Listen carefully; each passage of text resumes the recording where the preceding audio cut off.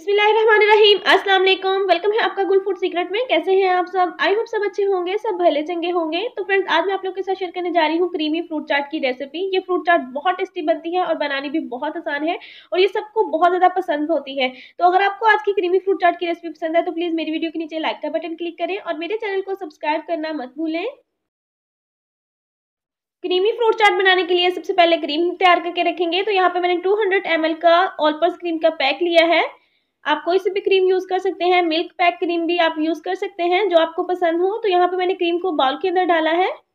सारी क्रीम को अच्छे से निकाल लेंगे हम।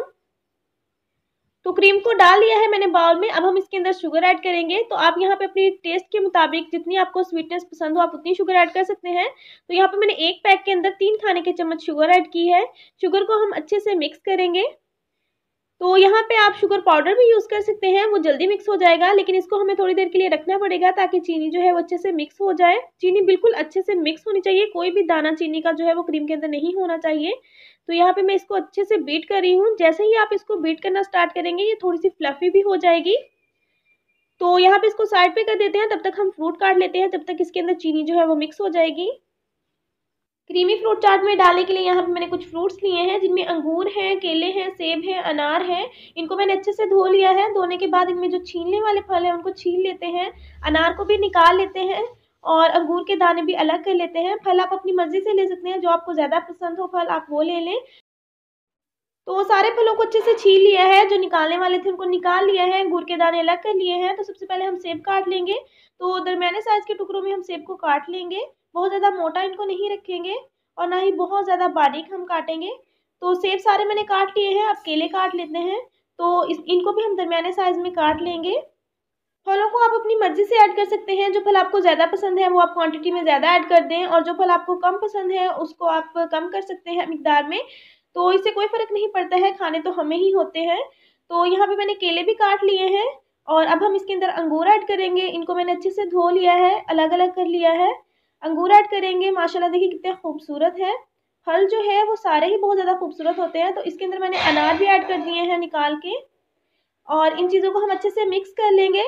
यहाँ पे बर्तन मुझे छोटा लग रहा है, तो सबसे पहले मैं इसका जो बर्तन है वो चेंज करूँगी। इसे खुले बर्तन में डालते हैं। फ्रूट्स को मैंने खुले बर्तन में डाल लिया है। अब ये अच्छे से मिक्स हो रहे हैं। इनको साइड पे करते हैं और क्रीम की कंडीशन देख लेते हैं। क्रीम के अंदर चीनी जो है वो अच्छे से मिक्स हो गई है।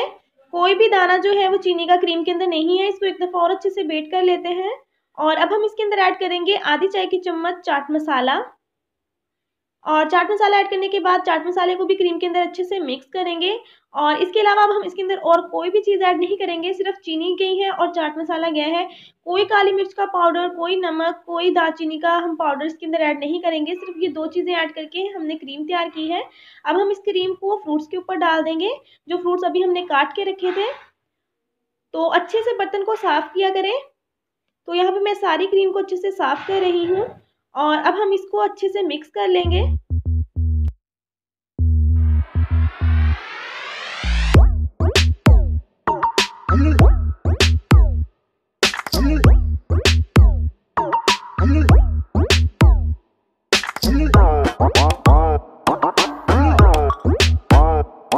क्रीमी फ्रूट चाट को अच्छे से मिक्स कर लिया है। अब हम इसके अंदर ऐड कर देंगे किशमिश। आप चाहें तो किशमिश को स्किप भी कर सकते हैं, लेकिन इसके साथ फ्रूट चाट में बहुत अच्छा फ्लेवर आता है।